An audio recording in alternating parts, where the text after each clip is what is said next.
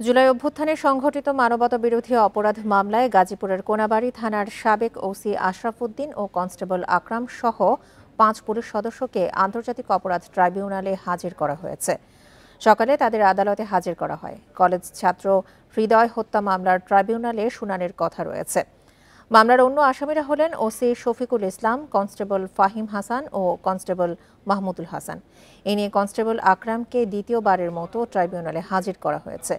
এছাড়া ৪ পুলিশ সদস্যকে গত ২৮ ফেব্রুয়ারি ট্রাইব্যুনালে হাজির করে গ্রেপ্তার দেখিয়ে কারাগারে পাঠানো হয়। গত ৫ অগাস্ট কোনাবাড়ী থানার পাশে শিক্ষার্থী হৃদয় সহ কয়েকজনকে শারীরিকভাবে নির্যাতন করে পুলিশ সদস্যরা। এক পর্যায়ে কনস্টেবল আকরাম পিঠে বন্দুক ঠেকিয়ে গুলি করলে ঘটনাস্থলেই মারা যান হৃদয়। পরে ভিডিও সামাজিক যোগাযোগ মাধ্যমে ছড়িয়ে পড়ে।